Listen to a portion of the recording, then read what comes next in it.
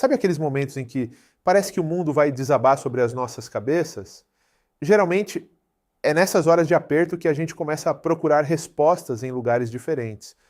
Muita gente, quando o desespero bate ou quando o cansaço vira uma rotina pesada, acaba parando para ouvir o que os filósofos têm a dizer. Você já deve ter feito isso em algum momento da vida. Talvez tenha buscado um vídeo do Mário Sérgio Cortella, uma palestra do Leandro Carnal ou uma reflexão mais ácida do Luiz Felipe Pondé. Isso não acontece por acaso ou por modismo. A filosofia ganha uma força enorme justamente quando a vida perde o equilíbrio e a gente para de entender o que está acontecendo ao redor. Em momentos de crise aguda, o pensamento organizado serve como uma espécie de bússola para quem está perdido na mata. A gente busca esses guias intelectuais para tentar entender o caos, para dar um nome ao que estamos sentindo e, principalmente, para não nos sentirmos tão sozinhos no meio da tempestade. É irônico pensar que o desespero nos faz querer entender a lógica por trás de tudo, mesmo quando nada no mundo parece fazer o menor sentido. Procuramos neles uma âncora, algo que nos impeça de sermos levados pela correnteza da incerteza que nos cerca. Essa busca por sentido ficou muito clara lá no começo de 2020. Todo mundo lembra daquele susto inicial, do silêncio estranho que tomou conta das ruas e da incerteza que entrou em cada casa sem pedir licença. Foi um momento em que a realidade simplesmente parou e nos obrigou a olhar para dentro de nós mesmos, querendo ou não. Sim, o problema é que a gente tem uma mania muito humana de achar que as crises eles são apenas soluços passageiros, né, que logo ali na frente, na próxima esquina ou no próximo mês, vamos encontrar um lugar de repouso absoluto. Mas a vida real não funciona com essa lógica de destino final ou de calmaria garantida. A natureza das crises é persistente e muitas vezes cíclica. Quando a gente finalmente acha que vai poder sentar, respirar e relaxar, surge um novo desafio, uma nova curva inesperada na estrada que exige um esforço dobrado. É exatamente como dizia aquela letra famosa do Geraldo Vandré: quanto mais eu ando, mais vejo estrada. Essa metáfora é perfeita para o que temos vivido nos últimos tempos. A caminhada não termina nunca, e a estrada parece se esticar e se transformar conforme a gente avança.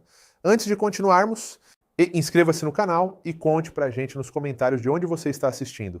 É muito importante saber quem está percorrendo essa estrada junto com a gente. Essa ideia de que a jornada continua nos leva direto para o que podemos chamar de filosofia da ação. Existe aquela frase clássica que quase todo mundo conhece e repete: quem sabe faz a hora, não espera acontecer. Muita gente usa isso como um mantra motivacional, mas poucos param para realmente sentir o peso dessa verdade no dia a dia. Fazer a hora não é apenas ter uma iniciativa qualquer ou sair correndo sem rumo. É ter a consciência de que a responsabilidade pelo próximo passo está, de fato, nas nossas mãos e não nas mãos do destino ou da sorte. É o conceito de fazer a coisa certa para as pessoas certas, no lugar e do modo certo, independentemente do medo ou do cansaço que estejamos sentindo no peito. Parece um conceito simples quando dito assim, mas na prática é o que separa as pessoas que conseguem sobreviver emocionalmente das que apenas esperam que a tempestade passe por conta própria. No meio de um caos tão grande, quem fica esperando que as coisas voltem a ser exatamente o que eram antes, acaba ficando para trás, frustrado. Quem faz a hora entende que o mundo antigo não existe mais e que o momento presente é a única ferramenta real que temos para construir qualquer futuro possível. O que mais machucou nessas mudanças todas foi a queda brusca da nossa arrogância coletiva. Durante décadas, a humanidade alimentou uma crença muito prepotente sobre o seu próprio poder e controle sobre a natureza. A gente olhava para o céu e imaginava que as grandes ameaças à nossa existência viriam de longe em escalas astronômicas. Achávamos que seriam meteoros gigantes vindo do espaço profundo ou talvez uma tecnologia bélica superavançada de algum país inimigo. Estávamos preparados para o cinema, para o grande espetáculo da destruição vindo de fora de nós, mas a realidade nos deu um tapa de humildade que ninguém previu. O perigo não veio das estrelas, nem de naves espaciais ou robôs inteligentes querendo nos dominar. O perigo veio do nosso convívio mais básico e essencial, aquilo que nos tornava humanos e seres sociais, como o abraço, o aperto de mão e o simples fato de estarmos perto uns dos outros se tornou subitamente a fonte do maior risco. Percebemos da forma mais dura mas que a nossa segurança era uma construção muito mais frágil do que qualquer um de nós ousava admitir. Não éramos os donos absolutos do planeta como as telas mostravam. Essa queda do pedestal foi um processo doloroso e necessário para que pudéssemos enxergar quem realmente somos quando o verniz da tecnologia é removido e sobra apenas a nossa vulnerabilidade. Fomos forçados a encarar duas grandes lições que mudaram a forma como a gente enxerga o mundo. A primeira delas foi um verdadeiro banho de água fria na nossa velha ideia de que éramos seres hiperpotentes, quase intocáveis pela natureza. Antes disso tudo acontecer, a gente vivia numa espécie de bolha de segurança, acreditando piamente que a tecnologia, os algoritmos e o dinheiro podiam resolver qualquer problema num estalar de dedos. Mas aí veio a realidade nua e crua e esfregou na nossa cara que não somos tão poderosos assim. Essa descoberta não chegou através de um livro de cabeceira ou de um conselho amigável, ela veio pelo aprendizado da dor. E vamos ser muito sinceros aqui, aprender pela dor é a pior forma que existe. É um processo amargo, que não dá espaço para negociação e que nos obriga a mudar o rumo das coisas na marra. Quando não há outra alternativa e o chão parece sumir debaixo dos pés, a dor acaba sendo a única professora que a gente realmente escuta com atenção. É um momento de choque profundo, onde percebemos que a nossa fragilidade é muito maior do que a gente gostaria de admitir. Ficamos subitamente vulneráveis, expostos ao acaso. E aquela sensação de controle absoluto que achávamos ter sobre o futuro simplesmente desapareceu, deixando um vazio no lugar.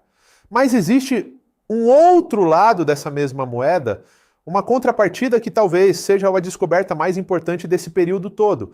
Ao mesmo tempo em que a gente percebeu que não era feito de ferro, descobrimos que também não somos tão fracos quanto imaginávamos nos dias de maior aperto e desespero. Muita gente achou que não ia aguentar a pressão, que ia quebrar de vez sob o peso da incerteza constante. Mas o que vimos na prática foi uma redescoberta da nossa força coletiva. Foi algo impressionante de observar. Quando o horror bateu na nossa porta, a gente não ficou apenas sentado esperando o fim de tudo. O que aconteceu, na verdade, foi uma união gigante de capacidades, de desejos genuínos e de competências técnicas e emocionais. Vimos a inteligência humana trabalhando de um jeito que poucas vezes se viu na história da nossa espécie. Pessoas comuns se desdobrando para ajudar quem estava ao lado, vizinhos cuidando de vizinhos que nem conheciam direito e profissionais de todas as áreas se unindo para garantir que o mundo não parasse de girar. Essa força não veio de um superpoder individual, mas da soma de pequenas ações corajosas de cada um de nós. Percebemos que, embora sozinhos sejamos frágeis, juntos temos uma resistência que assusta até a pior das tormentas. Essa mudança de percepção trouxe a grande virada da interrogação na nossa mente. Pense bem na frase: o que eu posso fazer? Se você diz isso com um suspiro longo, olhando para o chão, ela vira uma desculpa perfeita para não agir. É o que eu posso fazer das reticências. De quem já se entregou ao cansaço e resolveu cruzar os braços. Mas existe um outro jeito de falar essa mesma frase. É o que eu posso fazer, de quem está com as mangas arregaçadas e pronto para ajudar.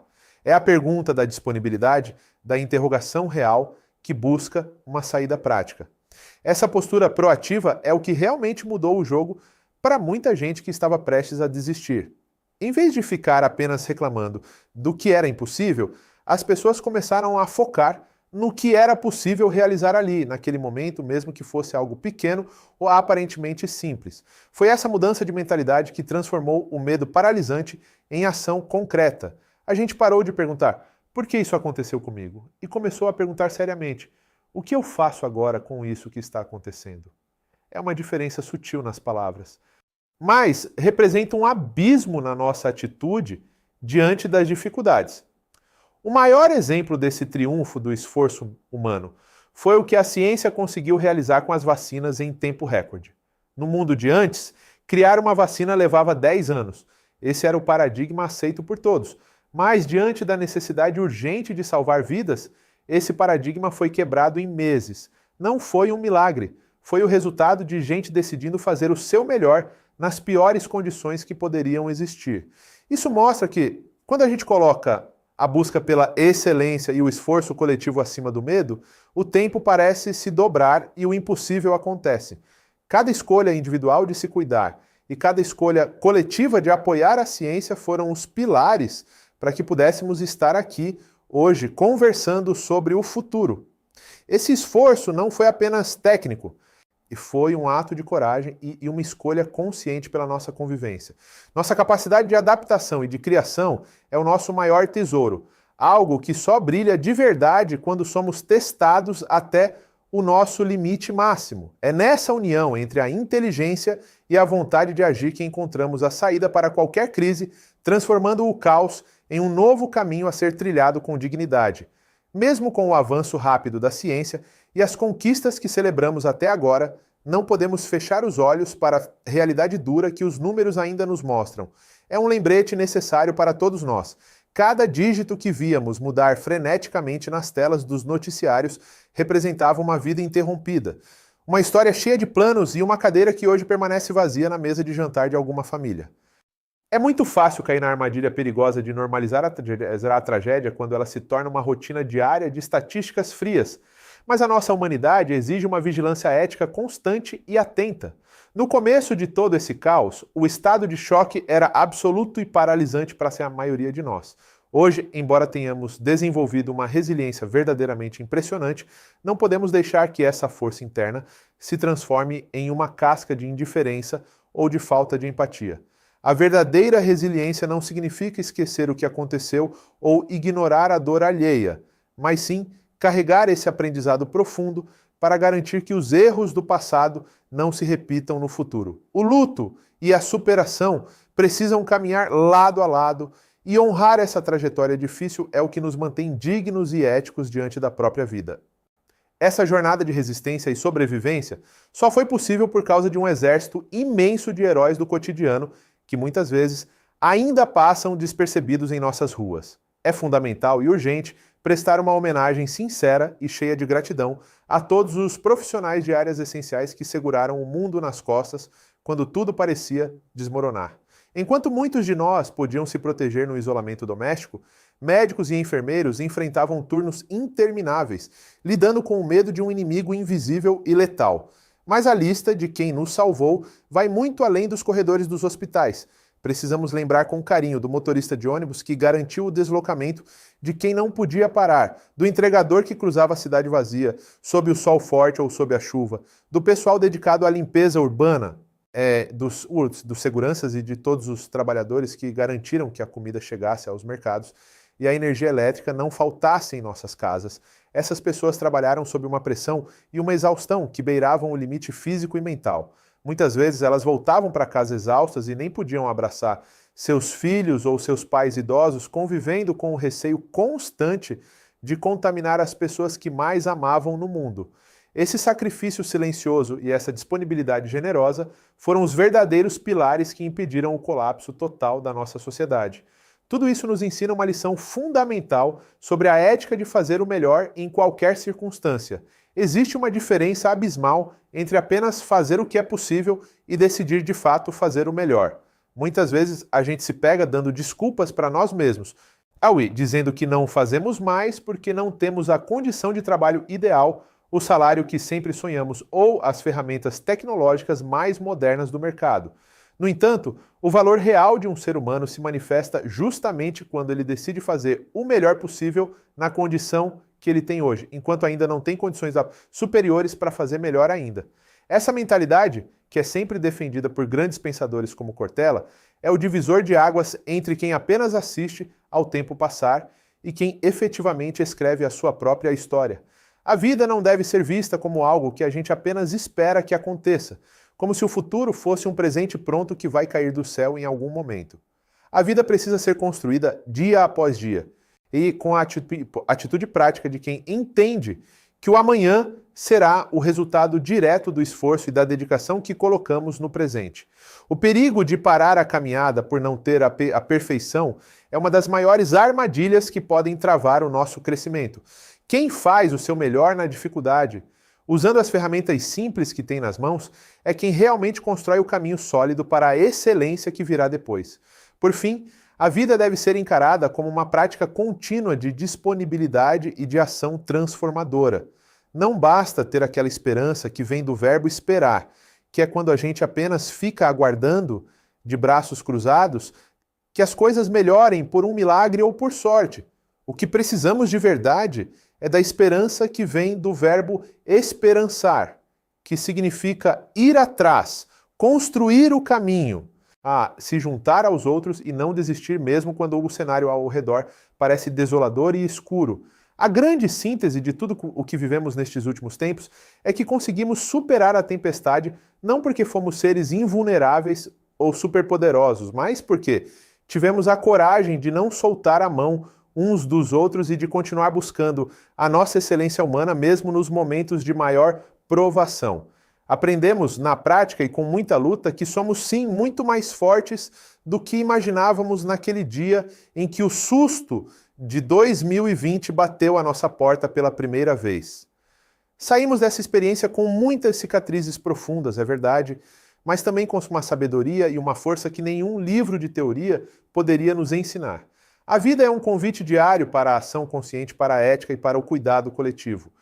Se hoje conseguimos olhar para o horizonte com um pouco mais de clareza e paz, é porque finalmente entendemos que a nossa força não está no que a gente possui materialmente, mas naquilo que somos capazes de fazer pelo próximo e por nós mesmos quando o mundo mais precisa de ajuda. Seguimos em frente, sempre com a certeza de que a nossa capacidade de adaptação e a nossa imensa vontade de viver são as luzes que sempre vencerão qualquer sombra ou escuridão que tente nos parar.